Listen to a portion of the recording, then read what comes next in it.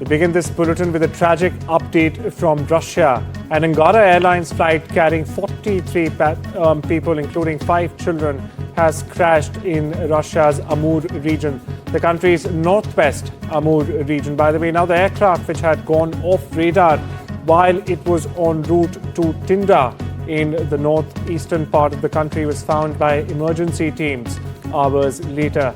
Meanwhile, the Russian ministry has now confirmed the crash. My colleague Vishal Vivek joins us for the latest on this story. Vishal, disturbing news coming in from Russia's northeast frontier there. What's the latest you're picking up? Is there hope for any survivors? Well, Arjun, as far as the hope for survivors are concerned, so far the authorities are mum on that. They have indicated that the exact crash site has been located. At first, they reported that the fuselage of the airplane was located, and then they zeroed in on the main crash site. It doesn't seem to appear if the people have survived, how many people have been injured. It's still early hours of the report of the crash. We'll have to wait for confirmation, because TASS, the Russian state media, has gone on to say, as you mentioned, that 43 people were on board and at least 5 children were also there. Absolutely. What is the state of them? What is the state of injuries? How many people have survived? That remains to be seen. What is the cause of the incident? That also will be explored. So it's still too early to speculate on these matters, but we can confirm that there was indeed a crash on the far east region of Russia, close to the border of China and Russia, and that is where this horrific incident seems to have taken place. Of course. Vishal, for our viewers' benefit, if you could tell us where did this plane take off from actually, and where was it headed?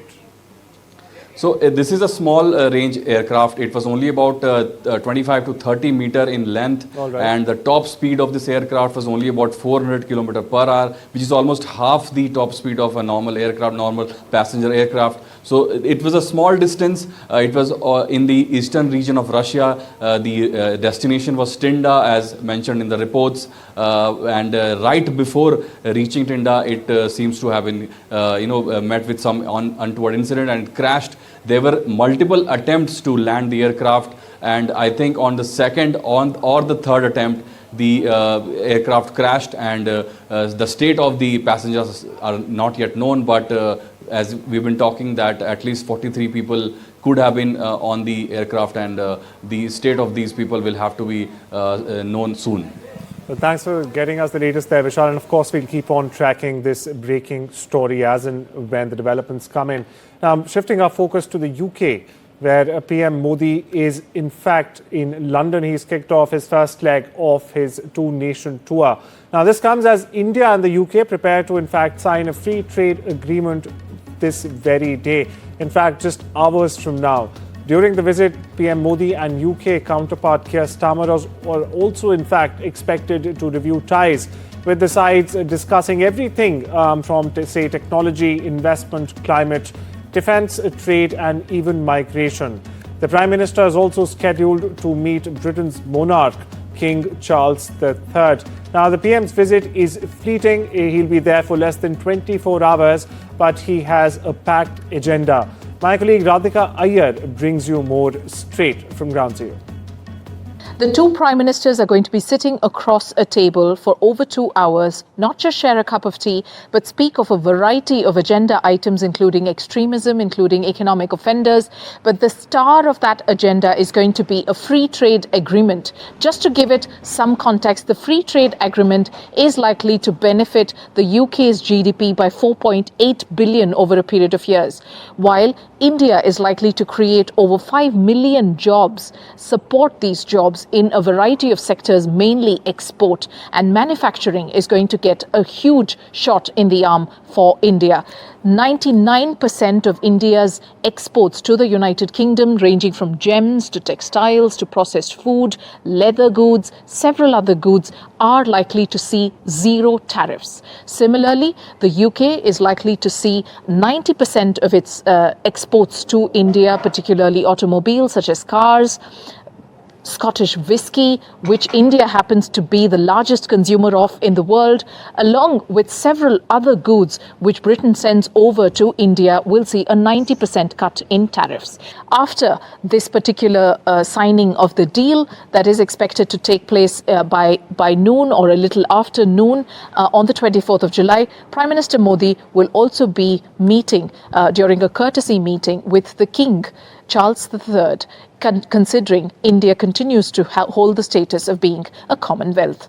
Radhika Iyer from London, NDTV. Oh, in the land down under, Melbourne's eastern suburb of Barunia was the scene of a hate-fueled assault. Now, this happened when the Sri Swaminarayan temple on Wadhurst Drive was defaced with red painted slurs, viewers. Now, the same hate messages were also scribbled on walls of the temple.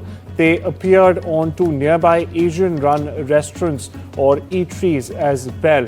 Meanwhile, Markand Bhagwat, the chief of the Hindu Council of Australia, has condemned the attack on the temple, saying the temple is meant to be a sanctuary of peace, devotion and unity. And he also said that seeing it vandalized felt like an attack on our identity, right to worship and the freedom of religion. Shifting focus back home to India, where 4 suspected Al-Qaeda operatives have been arrested from Gujarat's capital Ahmedabad in a major counter-terror operation by the Gujarat ATS, or the Anti-Terrorist Squad. The accused were allegedly in contact with Pakistan-based handlers and were using social media accounts to in fact incite hate during Operation Sindoor. Not only this, furthermore, they used an auto-delete app to clean any trace of their communication footprint. Now, the arrests have sparked concerns over sleeper cells and have renewed terror threats.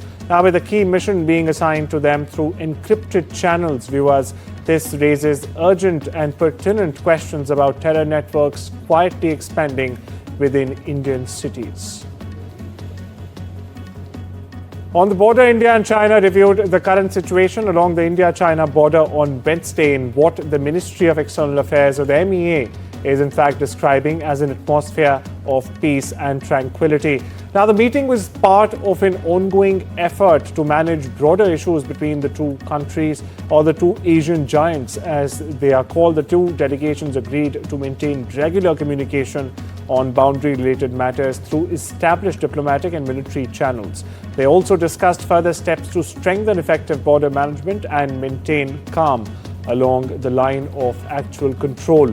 For perspective, in the recent past, India and China have taken several steps to mend their strained relations, which had sharply deteriorated after the deadly clash between their armed forces in June 2020 in Galwan. India will resume issuing tourist visas to Chinese citizens from today, the 24th of July. Its embassy in Beijing has in fact made the statement.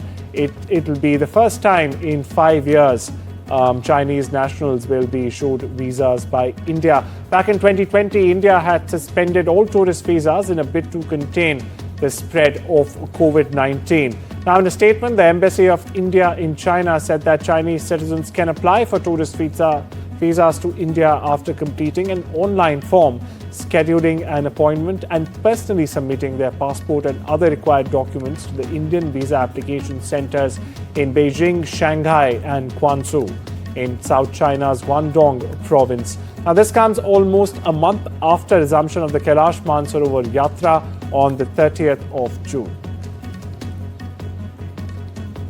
At least 2 civilians have been reportedly killed in Thailand and 2 Thai soldiers injured in heavy clashes with Cambodian troops at a disputed area of their shared border. Now, this comes after Thailand said it was withdrawing its ambassador and also expelling the Cambodian ambassador to protest a landmine blast in which a Thai soldier lost a leg.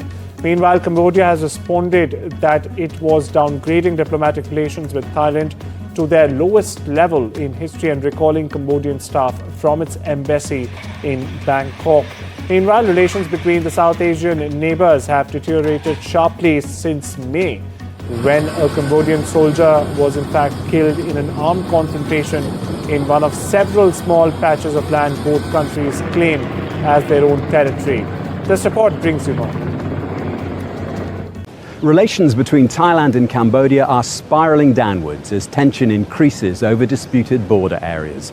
On Wednesday, Thailand expelled Cambodia's ambassador and recalled its own from Phnom Penh. In response, Cambodia is recalling all its diplomatic staff, leaving behind only a second chargé d'affaires and requiring the Thais to do the same. Well, this follows an incident Wednesday in which a patrolling Thai soldier lost a leg and 4 other soldiers were hurt in a landmine blast in a border area claimed by both sides. Thailand has also now closed several frontier crossings and said it will consider further measures. Last week there was a similar incident in a different part of the border in which 3 Thai soldiers were injured. The Thais say the mines were newly laid and of a type they don't use. The armies called on Cambodia to take responsibility and called the incident a serious threat to peace and stability in the border region. But Cambodia has called the claims baseless. It denies planting the devices and says these locations are still littered with old mines from previous conflicts. It also said the Thai soldiers were inside Cambodia, not Thailand, and that they were violating an agreement on patrolling paths. The 2 neighbours have long disputed the ownership of several small parcels of land. This current, increasingly bitter face-off turned deadly in May when a Cambodian soldier died in an armed clash. Efforts to defuse the situation have so far failed. Meanwhile, nationalist passions are rising on both sides of the border. Over in the Middle East, Iran has agreed to allow a technical team from the UN nuclear watchdog IAEA to visit in the coming weeks to discuss relations between the International Atomic Energy Agency and Tehran. Iran's Deputy Foreign Minister Kazem Garbabadi said on Wednesday. Now, the delegation will come in Iran to discuss the modality and not to go to the nuclear sites, he told reporters during a visit to New York for meetings at the United Nations. Staying with the region, a severe hunger crisis is underway, or in fact has taken place in the Gaza Strip. It's been exacerbated, viewers, by Israel's blockade of aid supplies. It has caused widespread malnutrition, leaving both adults and even children struggling desperately for survival. At the Al-Shifa hospital in Gaza City, it's been in fact overwhelmed with malnutrition patients who lie in beds without adequate treatment and even basic food supplies. Meanwhile, many child patients were suffering insufficient medicines and acute food shortage. And when they cry from hunger, their parents could only feed them water. Meanwhile, Steve Witkoff, US President Donald Trump's special envoy for the Middle East, is heading to Europe for a very sensitive negotiation over a Gaza ceasefire and the hostage release talks, the White House has said on Wednesday. Now, during the visit, Witkoff will meet key leaders from the Middle East to discuss the ongoing ceasefire proposals and to end this conflict in Gaza and to also hope and broker, in fact, the release of hostages. This report brings you more.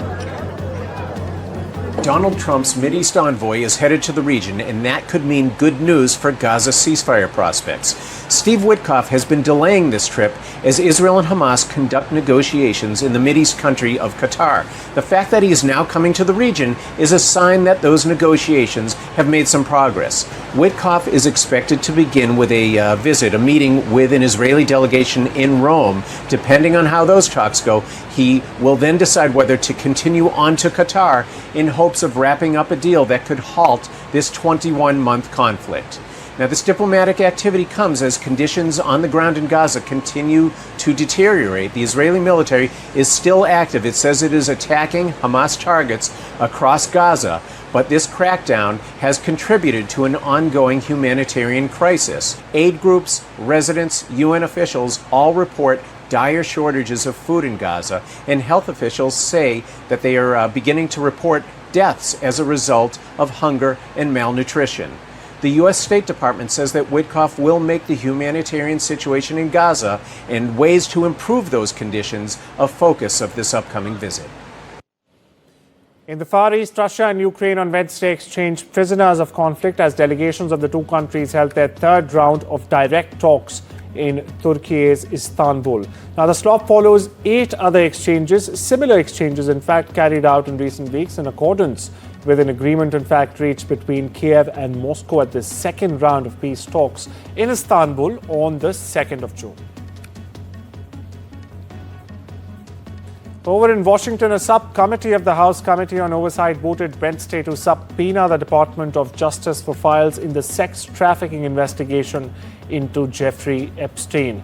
Now, 3 Republicans on the panel, in fact, voted with Democrats for the subpoena, sending it through on an 8-2 vote tally. Republican Subcommittee Chairman Republican Kay Higgins of Louisiana said that work to draft the subpoena was only beginning. The vote came just hours before the House was scheduled to end its July work session and depart Washington for a month-long break.